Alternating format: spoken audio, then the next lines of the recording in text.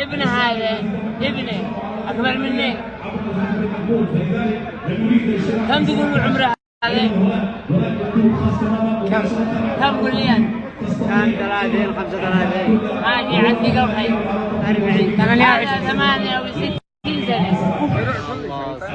صلوا على النبي. اللهم صل وسلم. والله ان عمري 68 وانه وراني عيالي لو ما ضرني. واحفاده اكبر مني. انا ما استوعب انه بهذا العمر الصغير. ايش السبب يا استاذ محمد؟ هذا حلم من الله. من الله. العسل احنا حجة كملت عمري وما ضعمت الحياة. يا اسكال